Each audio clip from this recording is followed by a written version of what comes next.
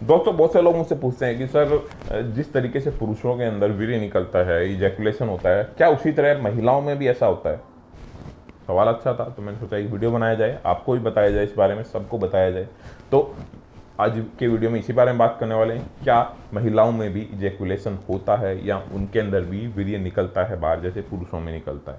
तो बने रहिए वीडियो के अंत तक। नमस्कार दोस्तों, मैं डॉक्टर मनीष शर्मा और आप देख रहे हैं आपका अपना यूट्यूब चैनल आयुर्वेदा किंगडम। दोस्तों अगर आप चैनल पर नए हो तो चैनल को सब्सक्राइब कर लीजिए, क्योंकि ऐसे इंटरेस्टिंग वीडियोज़ मैं आगे भी लेके आता रहूँगा आपके लिए, और भी अलग अलग बीमारी से रिलेटेड। ठीक है, तो सब्सक्राइब कर लीजिए। तो बढ़ते हैं वीडियो की तरफ। दोस्तों पुरुषों के अंदर जैसा कि आपने देखा होगा कि पुरुषों में, आप सबको पता होगा जितने पुरुषों की भी वीर्य निकलता है, दिखता है क्लियर, पर महिलाओं में ऐसा नहीं होता है। ठीक है, बेसिकली ऐसा 99% महिलाओं में नहीं होता। कुछ 1% महिलाएं होती हैं जिनके अंदर कुछ ज़्यादा जब ऑर्गेज्म हो जाता है तो उसके बाद बहुत कम चांसेस होते हैं, ऐसा दिखता है वाइटिस, पर वो ज़रूरी नहीं कि वो उनका कोई सीमन तो खैर मेल्स में ही होता है, ओवम हो। ठीक है, महिलाओं में ऐसा सिस्टम नहीं होता है। ठीक है, क्योंकि महिलाओं के अंदर क्या होता है ना, उनका ऑर्गेज्म होने के बाद, ठीक है, उनको सिर्फ ऑर्गेज्म होता है, उनको ऑर्गेज्म तक पहुंचती है, पर उनके अंदर सीमन टाइप का जैसी चीज़ें कुछ नहीं निकलती। उनके अंदर ओव्यूलेशन होता है, अंडे जो बनते हैं, ठीक है, वो सारे दिन हमेशा बनते हैं। ऐसा जरूरी नहीं है कि सेक्स के टाइम ही बनते हों। ठीक है, महिलाओं में ऐसा कोई ज़रूरी नहीं है कि भाई अपन जब सेक्स, जैसे पुरुषों के अंदर होता है सेक्स के टाइम सीमन बाहर निकलता है, सेक्स के बाद जब इजैकुलेशन हो जाता है तो सीमन निकलता है। ठीक है, पर महिला में ऐसा नहीं होता है। उनके अंदर ऐसा नहीं होता है कि ऑर्गेज्म हो गया उसके बाद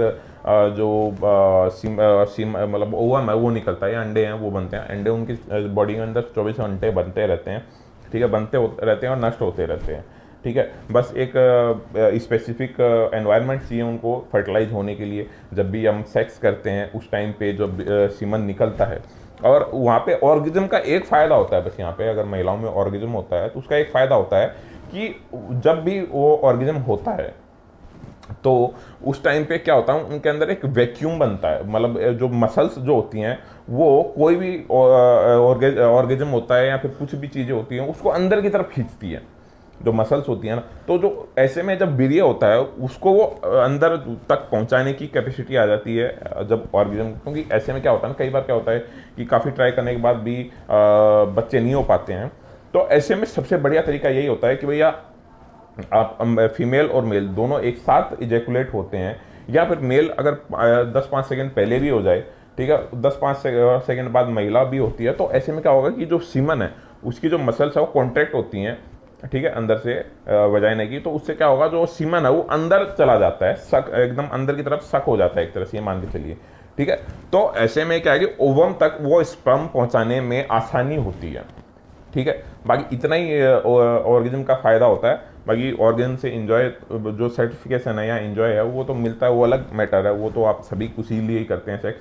ठीक है, यहाँ पे बात सिर्फ इतनी सी कर रहे हैं अपन कि महिलाओं में सीमन निकलता है कि नहीं निकलता। तो महिलाओं में ऐसा कुछ नहीं होता है, महिलाओं में सीमन नहीं निकलता है, सीमन तो होगा भी नहीं, खैर ओवम नहीं निकलता है कभी भी।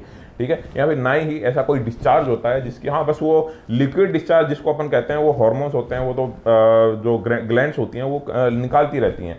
ठीक है, ड्यूरिंग सेक्स, बिकॉज ऑफ क्या, लुब्रिकेशन अच्छा बना रहे उसके लिए। वाइल हैविंग सेक्स आपने देखा होगा कि जो चाहे वो पेनिस हो या फिर वेजाइना हो, पानी निकलता है, चिपचिपा पानी निकलता है, वो इसीलिए निकलता है ताकि जो लुब्रिकेंट है वो अच्छे से बना रहे। जब भी हम सेक्स करें तो जो वहाँ पे ड्राइनेस ना हो, ठीक है, सेक्स करने में आसानी हो और आप अपना सेक्स को अच्छे से एंजॉय कर पाएं। और साथ ही उस लुब्रिकेंट का काम होता है कि जो सीमन होता है हमारा, उसको एक बेटर एनवायरनमेंट देना, उसको पोषण देना, जो शुक्राणु होते हैं उनको पोषण देना।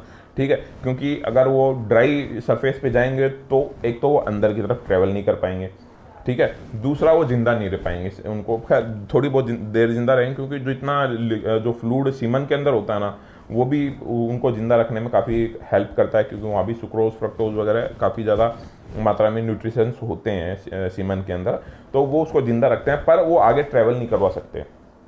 तो वो ट्रैवल करवाने के लिए ज़रूरी है आप फीमेल जो वेजाइना है उसका गीला होना, या फिर उसके अंदर से जो लिक्विड है उसका डिस्चार्ज होना। ठीक है, पर वो सीमन नहीं है उनका, या फिर यूँ कहें कि उनका कोई डिस्चार्ज नहीं है, ना ही कोई ओवम है, उनमें निकलता भी नहीं है, ऐसा कुछ होता भी नहीं है। तो ये कुछ गलतफहमी थी लोगों में, जो कि मैंने आज शायद दूर कर दिया। अगर आपका कोई सवाल रह गया हो तो आप मुझसे सवाल कमेंट में जाके पूछ सकते हो, ठीक है। बाकी ट्रीटमेंट से रिलेटेड कोई भी जानकारी चाहिए तो नंबर मैं आपको दे रहा हूँ, आप कॉल कर सकते हैं। बाकी वीडियो अगर अच्छा लगता हो तो लाइक और सब्सक्राइब करना ना भूलें। मैं मिलता हूँ इसी किसी इंटरेस्टिंग जानकारी के साथ एक और नए वीडियो में, तब तक के लिए जय हिंद।